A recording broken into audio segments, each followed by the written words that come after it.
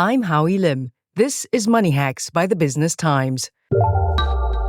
Singapore's newly launched iEdge Next 50 indices have returned over 24% year-to-date, outperforming the Straits Times Index, signalling growing investor interest in mid-cap stocks beyond the blue-chip STI. How can Singapore investors face the challenge of discerning which stocks are positioned for sustainable growth versus those that carry higher volatility, and also to navigate opportunities in the SGX Next 50 while balancing potential growth with risk management? Welcome to Money Hacks, a podcast series by the Business Times, where we explore useful financial tips to help you on your money managing and wealth growing journey. I'm Howie Lim. And today we're getting expert help from Chong Yik Ban, equity research analyst at Phillip Securities Research, and Daphne, head of business development at CMC Markets Singapore.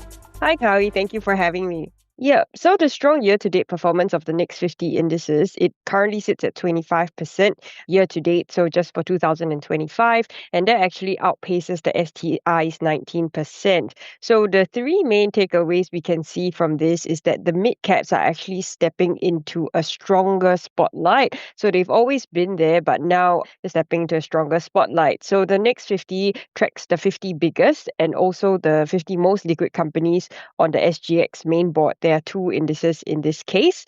You've got names like Comfort Delgro, Yang Zhejiang Financial, iFast, and Propnex, and so on and so forth. And it's actually also dominated by REITs. So it's a clear signal that investors are looking to explore beyond blue chips. So that's the first point. Secondly, we're seeing a rotation into new opportunities. So the thing about mid caps is that they sit in kind of a sweet spot. They do tend to grow faster than the larger mature blue chips, but they also carry less risk and volatility than the small caps. So if stocks are starting to look too expensive, especially for the blue chips, then investors will naturally look to mid caps for better value and growth potential. And lastly, there's a bigger picture.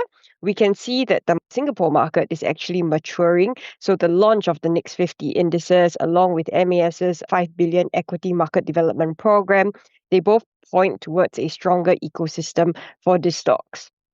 The strong year-to-date performance suggests renewed investor confidence in Singapore's mid-cap segment beyond the blue-chip stocks. And with the MAS Equity Development Program expected to pump in more into the SGX with a focus on small mid-cap, we do think that this will increase further liquidity into small mid-cap stocks. These Next 50 indices will also provide an avenue for fund managers to filter small mid-cap companies more easily. What about the need to assess fundamentals and valuations in mid-cap stocks outside the blue-chip space, especially since less is known about them? Here's Chong Yik Ban from Phillip Securities. Investors have to look at historical track record of the company. For example, how sustainable are their company's business models? How consistent are their earnings growth, as well as whether their balance sheet has a manageable debt.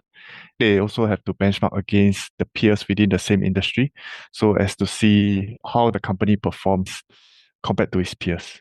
So the four key things they could take into consideration. One is earning strength. So that goes for all investments.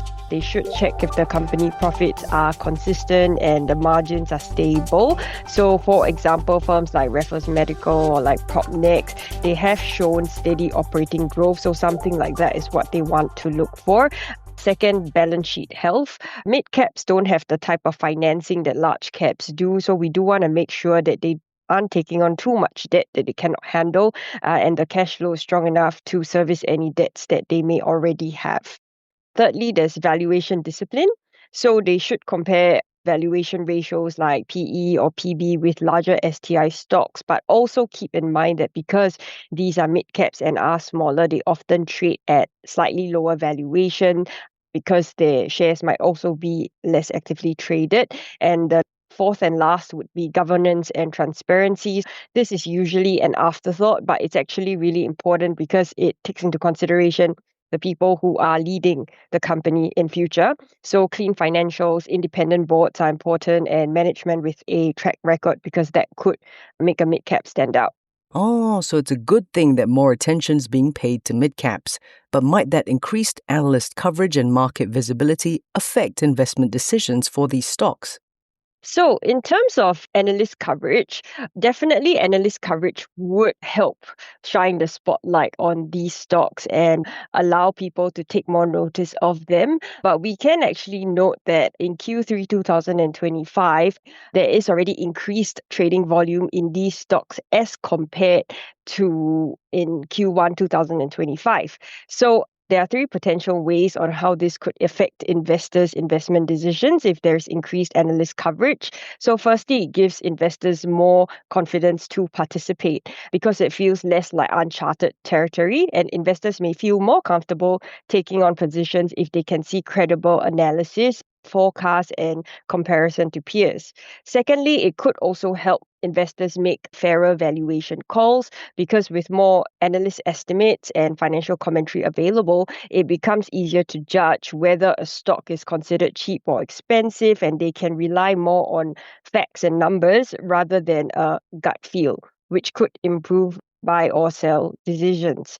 Third and lastly, it signals growing legitimacy and potential inflows. So, greater visibility often attracts institutional interest, in which case that means that the stock trades in higher volume. It could also mean higher liquidity and narrow bid-ask spreads. So, it allows the investor to enter the position and exit more smoothly and with less risk. Still to come, how do we navigate opportunities in the mid-cap space and manage risk at the same time? More with Daphne Tan from CMC Markets and Chong Yik Ban from Phillip Securities in a moment.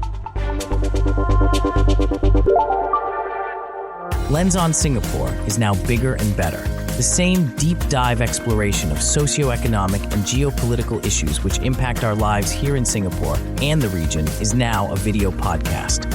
If watching a conversation is your thing, join Clarissa Montero in monthly conversations about things that matter. Subscribe to the BT Lens On playlist in the podcast tab of the Business Times YouTube channel and start watching today.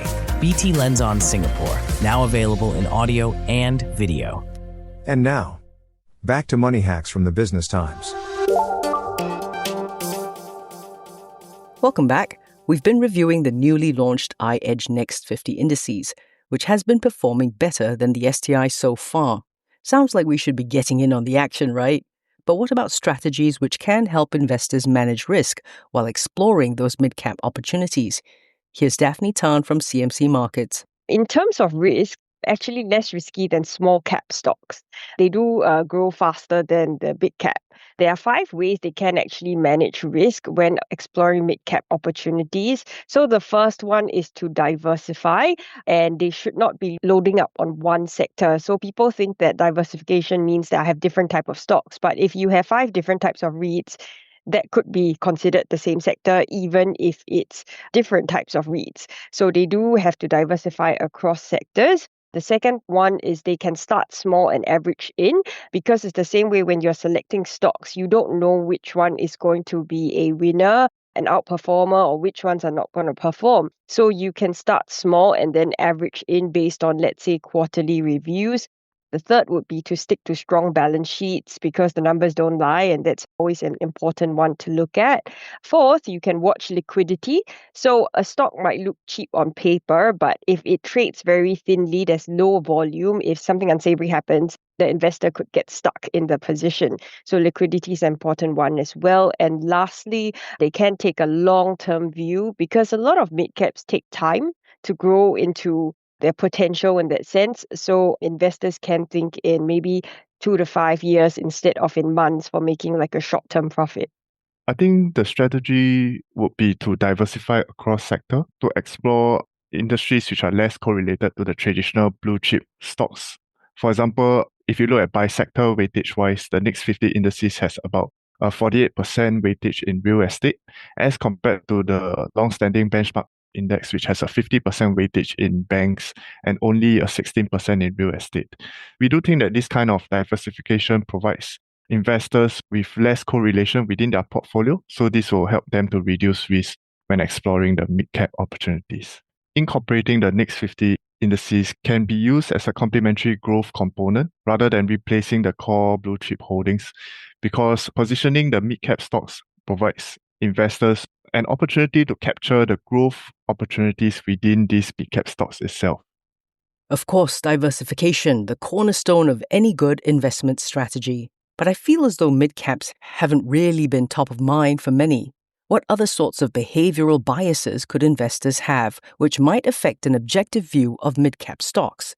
Here's Chong Yik Ban from Phillip Securities. Looking at Singapore stocks as a kind of slow-moving market as compared to markets with very high growth such as the US, because traditionally Singapore stocks has a much lower beta as compared to US markets, and recently it has reached an all-time high. But in Singapore stocks context, the all-time high is as compared to the previous all-time high in 2007 itself. But going forward, because of this increased liquidity from financial institutions, from MAS regulatory bodies, from large corporates buying back their shares, we do think that this provides a very good avenue for investors to diversify their portfolio and capture some growth in the Singapore market. I would think the small mid-cap space generally would experience more attention as well as liquidity from fund managers because of the SGX coming up with these indices, which allows fund managers to more easily filter small mid-cap companies. Investors should also look at the companies from a bottom-up perspective and not just blindly pick individual stocks from these next 50 indices.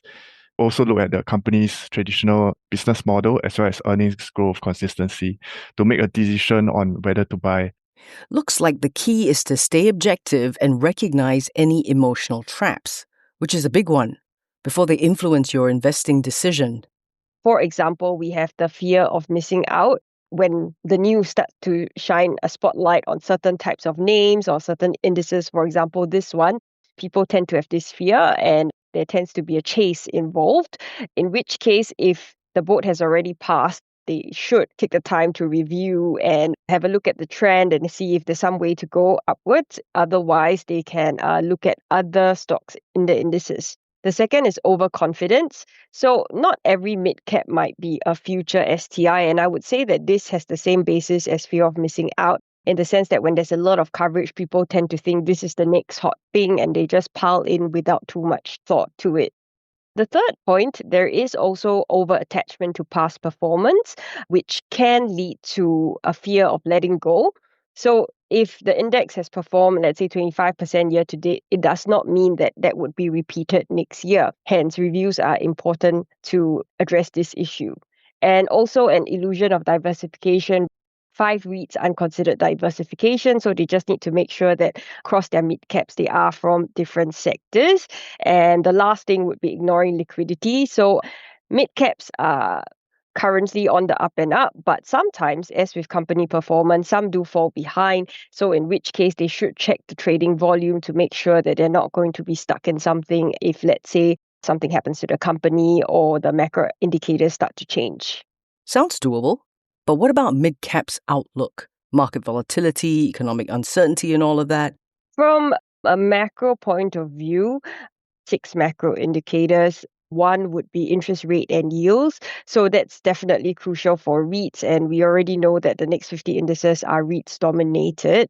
With the interest rates being cut, lower rates tend to lift valuation, which is a direct tailwind for REIT-heavy indices. Secondly, Singapore and regional GDP. So mid-caps tend to thrive when the country's economy is doing well. So if there's domestic growth and ASEAN demand are strong, in which case that's good for next 50 indices. And third, we have manufacturing activity. So PMI and export data matter for industrials such as like Yangtze Shipbuilding or Riverstone. Fourth, we have inflation and wages. So these will squeeze the margins for service and consumer names. So we do need to watch that as well. And point number 6, and it's not really talked about, but we also need to watch China's economic pulse because several of the companies in the next 50, they do have exposure there. So that's an important one as well, especially with tariffs and all that going on.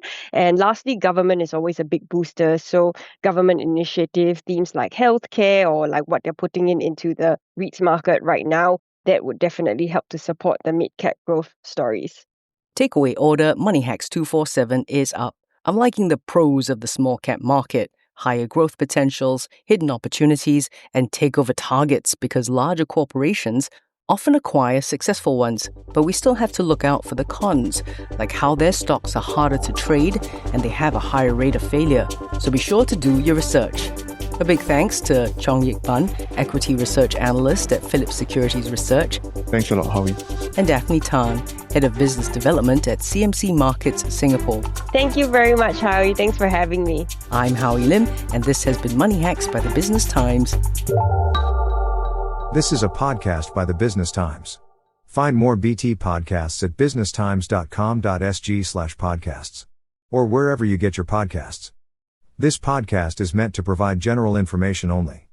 SPH Media accepts no liability for loss arising from any reliance on the podcast or use of third parties' products and services. Please consult professional advisors for independent advice.